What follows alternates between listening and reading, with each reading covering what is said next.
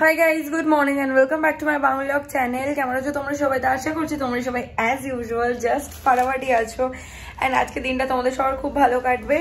তো একটু আগে জাস্ট জিম থেকে ফিরলাম, ফিরে একটুখানি বসলাম, রেস্ট নিলাম, রেস্ট নিয়ে তারপর স্নান টান করে চলে এসেছি।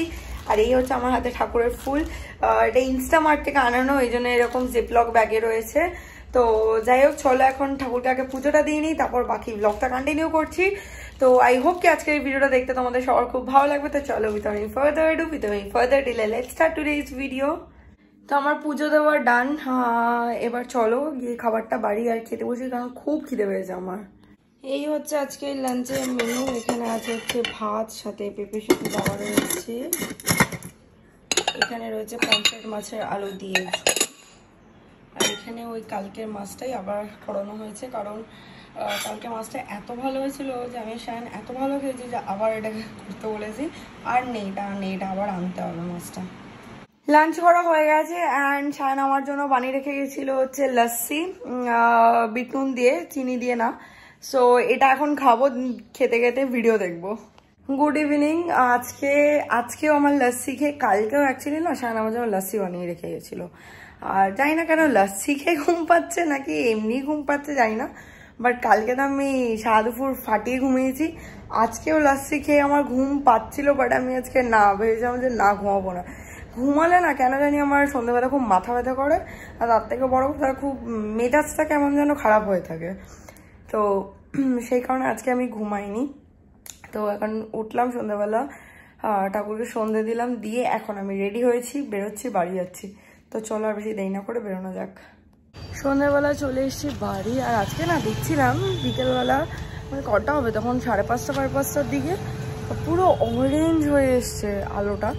জানি না কেন ইচ্ছা করছিল তখন একটু বেরিয়ে মানে একটু ছবি টবি তুলি, কেন জানি না হুট করে এটাই ইচ্ছাটা হলো, তারপর আর বেরোইনি। যাই হোক, আর বাট এই যখন এখন বেরোলাম ফ্ল্যাট থেকে, কি হাওয়া দিচ্ছে, বেশ ভালো ওয়েদারটা, মানে এটা বলে না যে ঝলমলে ওয়েদার, একদম ঝলমলে হাওয়া, ফুরফুরে ওয়েদার একটা, হাওয়া ফুরফুরে ওয়েদার একটা, ঝলমলে কি করে হবে, দিনের বেলা বলে ঝলমলে হতো।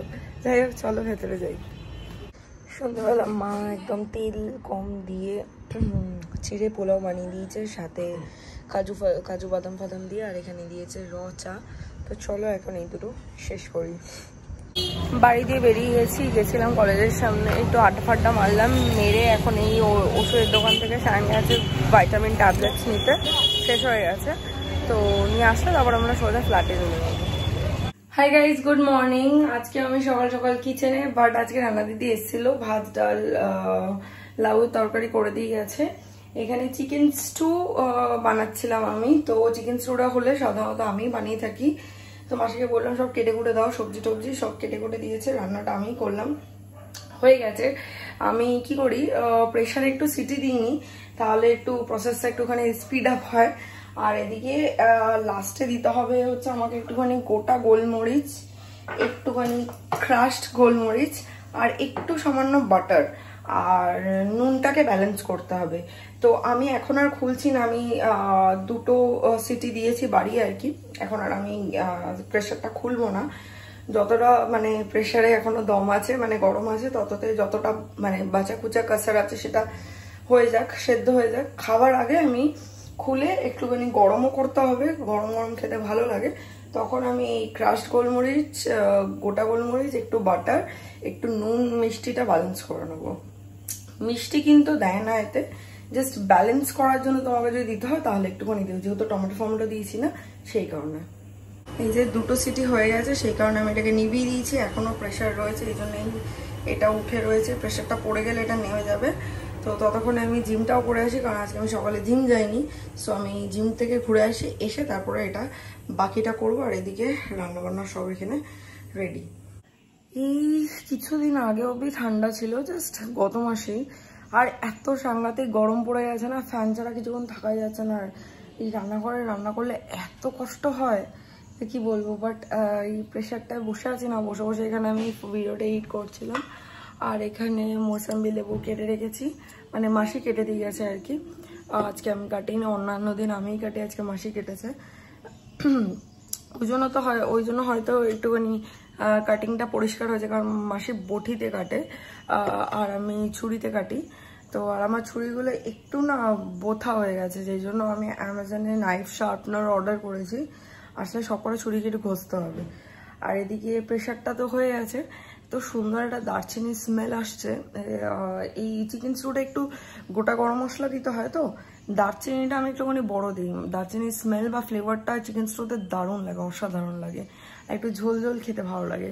এটা না ওই মাখা মাখা না, একদম একটু ট্যালট্যালে ঝোলটা, এটা হেভি লাগে খেতে।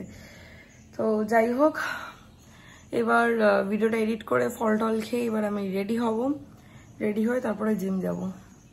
কালকে তোমাদেরকে বলছি না গাছগুলো অদল বদল করেছি, তো গাছগুলোকে অদল বদল করে আগে তুলসী গাছটা এইদিকে ছিল, তুলসী গাছটাকে এইদিকে করেছি, করে এরকমভাবে সাজিয়েছি। আমার মনে হয় এটা দেখতে বেশি বেটার লাগছে।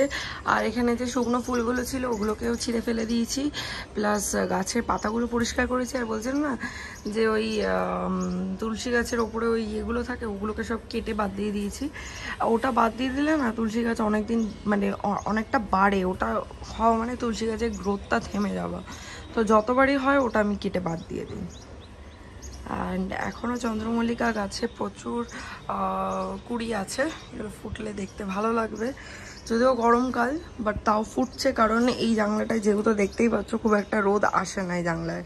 আজকে এই ভিডিওটা বাস এই অবধি রাখছি। আই হোপ কি দেখতে তোমাদের ভালো লেগেছে। ভালো লেগে থাকলে একটা লাইক করে দিও, কমেন্ট করে দিও, শেয়ার করে দিও চ্যানেলটাকে, আর সাবস্ক্রাইব করো যারা এখন অবধি চ্যানেলটাকে সাবস্ক্রাইব করোনি। পাশে থাকা বেল আইকনটাতে ক্লিক করে দিও। তোমাদের সাথে আমার আবার দেখা হবে কালকে একটা ব্র্যান্ড নিউ ভিডিওর সাথে। Till then guys, good night, bye bye, take care and have a lovely day head. Stay happy, stay healthy, stay fit and stay positive. Tata.